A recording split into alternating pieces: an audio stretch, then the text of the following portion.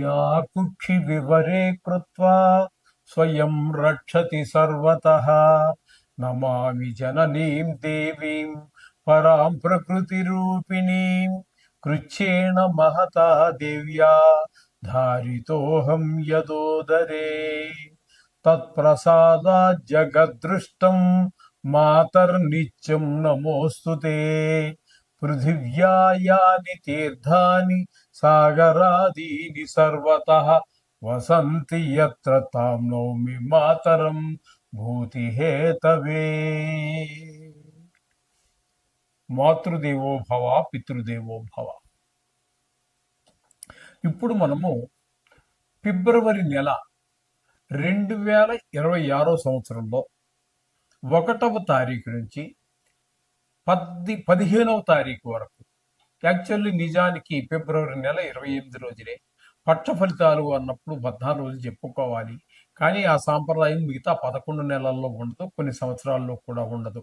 కాబట్టి ఈ మనము 15 రోజులుగా పక్ష ఫలితాలుగా ద్వాదశ రాశుల వారికి ఏ ఏ ఫలితాలు ఏ విధంగా ఉంటాయో సశాస్త్రీయమైన పద్ధతిలో తెలుసుకునేటటువంటి ప్రయత్నం చేద్దాము.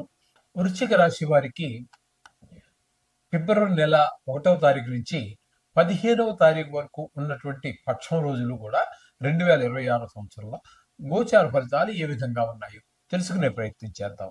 ఇక్కడ ఈ వృశ్చిక రాశి వారికి తృతీయ స్థానంలో 4 గ్రహముల యొక్క సంచారం జరుగుతోంది.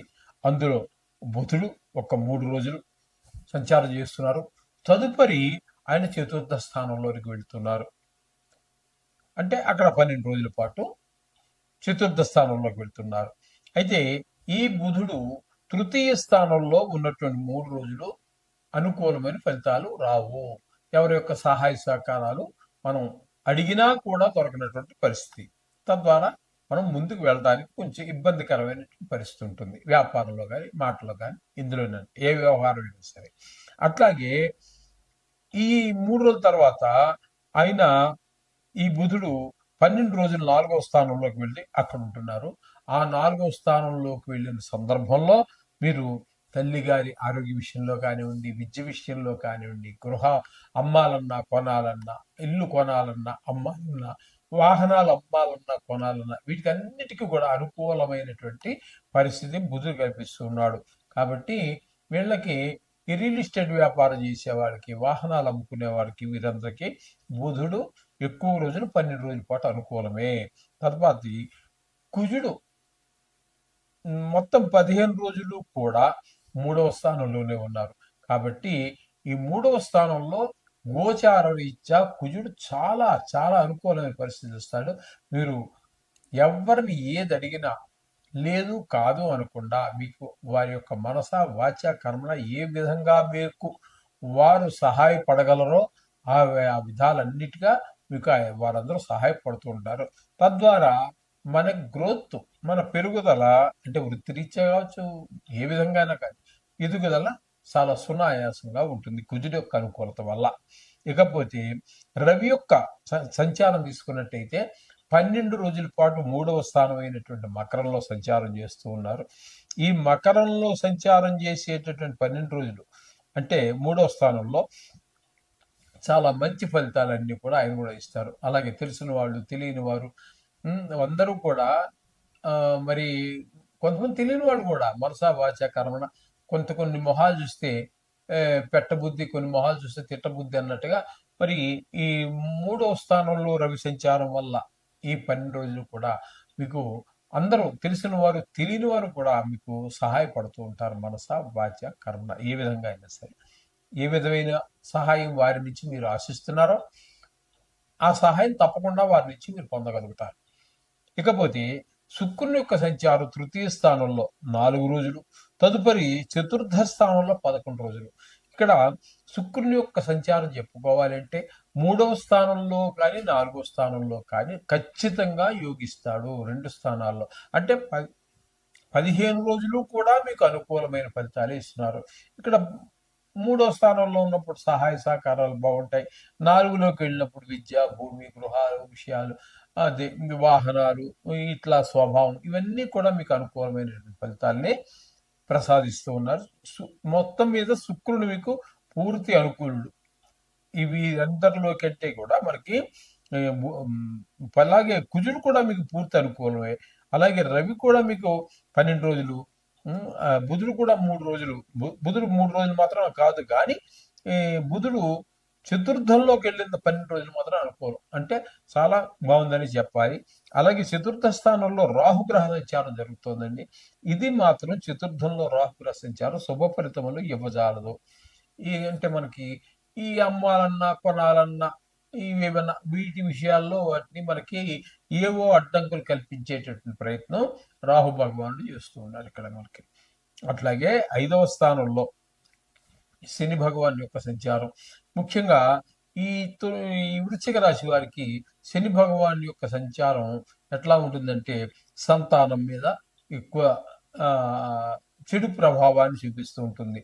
వారి చదువు మీద శ్రద్ధ పెట్టలేకపోవటం, ఆటలు, గాయాలు, తద్వారా కొంత ఖర్చు, అలాగే పక్కవారితో మరో పిల్లలతో గొడవ, కొంచెం పిల్లలతోటి కొంచెం సంతానంతో కొంచెం ఇబ్బందికరమైనటువంటి పరిస్థితులు ఉంటూ ఉంటాయి. ఇంకా ఏజ్ని బట్టి ఆ డిగ్రీ, ఇంటర్మీడియట్ ఆ స్టేజ్కి వచ్చిన తర్వాత కొన్ని అసాంఘిక కార్యక్రమాలు చేసేవారితో స్నేహం చేయటం ద్వారా అదే హీరోయిజం అనుకునేటటువంటి పరిస్థితులు ఉంటాయి. అది ఒక గంట గమనించుకోండి. ఇకపోతే అష్టమ స్థానంలో గురు సంచారం. అష్టమ స్థానంలో గురు సంచారం శుభప్రదమైన ఫలితములు ఇవ్వజాలదు. మీ మిత్రులో, బంధువులో, చుట్టాలో, మీకు ఆపదలో అడ్డుకున్నవారు, లేకపోతే మీరు అడ్డుకున్నవారు, వాళ్ళందరికీ ఏదో తెలియనటువంటి ఒక పెద్ద ఆపద జరిగినట్టుగా మీ నోటీస్కి వస్తుంది. మీకు కూడా చాలా బాధ అనిపిస్తూ ఉంటుంది. అలాగే మీకు ధన నష్టం కలుగుతూ ఉంటుంది. అపవాదులు, అపకీర్తి ఇట్లాంటివన్నీ కూడా కలుగుతూ ఉంటాయి 8వ స్థానంలో గురు సంచారం వల్ల. గురుబలం పూర్తిగా లేనట్టే లెక్క. అలాగే దశమ స్థానంలో కేతువు కూడా ఉన్నారు. ఆయన ఉద్యోగపరమైనటువంటి ఇబ్బందులు కలగజేస్తూ ఉంటారు. కాబట్టి అది కూడా మనకి వాంఛనీయం కాదు. కాబట్టి ఇక్కడ మనకి ముఖ్యంగా వీరికి అనుకూలమైనటువంటి గ్రహం ఏదైనా ఎన్ని గ్రహాలు ఉన్నాయో చూద్దాం ఒక్కసారి. శుక్రుడు పూర్తి అనుకూలుడండి. బుధుడు కూడా పర్వాలేదు, ఒక 12 రోజుల పాటు. రవి 12 రోజుల పాటు ఆయన అనుకూలంగా ఉన్నారు. కుజుడు అనుకూలంగా ఉన్నాడు.